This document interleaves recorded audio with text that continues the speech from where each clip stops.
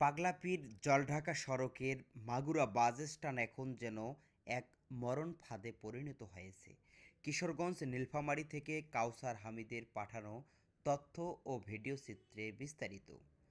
সড়কের অধিকাংশ অংশের মেরামত কাজ শেষের পথে থাকলেও মাগুরা বাস স্ট্যান্ড থেকে ঢাকা কোচ স্ট্যান্ড পর্যন্ত প্রায় ৩০০ মিটার সড়ক রয়েছে চরম বেহাল অবস্থায়। খানাখন্দে ভরা এই সড়কে সামান্য বৃষ্টিতে ভরে পানি জমে যায়, ফলে যান চলাচল হয়ে ওঠে অত্যন্ত ঝুঁকিপূর্ণ। প্রায় অটোবাইক, থ্রি হুইলার, ট্রাক, বাস দুর্ঘটনার শিকার হচ্ছে। এতে চালক ও যাত্রী। একজন হোটেল ব্যবসায়ী, Magura bus stand, Monowar Hossain golden আমার নাম।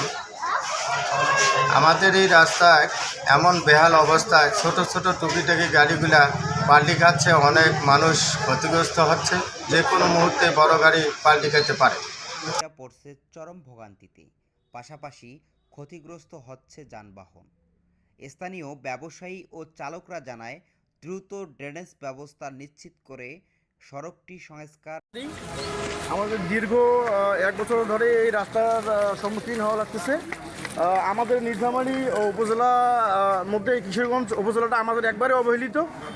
আমরা অনেক দূর পিছিয়ে, রাস্তা দিয়ে হাঁটা যাচ্ছে না, যদিও একটু হেঁটে যাই চেষ্টা করি, দেখা যাচ্ছে এবং সময়ের দাবি। সড়ক কর্তৃপক্ষ দ্রুত কাজ শুরুর আশ্বাস দিলেও এখন দৃশ্যমান কোনো অগ্রগতি না থাকায় এলাকাবাসীর মধ্যে ক্ষোভ বাড়ছে। দ্রুত কাজ শুরু না হলে আন্দোলনের হুঁশিয়ারি দিয়েছেন। আমি মোহাম্মদ আইনাল হক, মাগুরা বাস স্ট্যান্ড ওষুধ ব্যবসায়ী।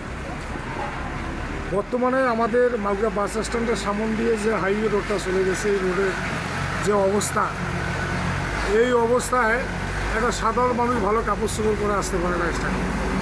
ভালো কাপড় চোপড় করে স্ট্যান্ডে আসলে রাস্তার সাইড দিয়ে হাঁটতে গেলেই মনে হয় যে তার কাপড়টা হয়তো নষ্ট হয়ে যাবে, কাদা ভরবে। এমনকি রাস্তার যে খাদাখন্দে ভরে গেছে, বৃষ্টি হলে এর অবস্থা এত খারাপ হয়ে যায় যে একটা গাড়ি আসলে আর একটা গাড়ি পার হওয়ার কোনো উপায় নেই।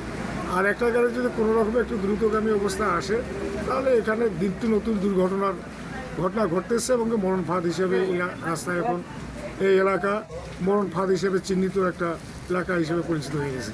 যদি অতি দ্রুত এই রাস্তার সংস্কার বা মেরামত করা না হয়, তাহলে আমরা এই এলাকার স্থানীয়রা এতক্ষণ শুনছিলেন বাংলার গণজাগরণ 24.com। ধন্যবাদ।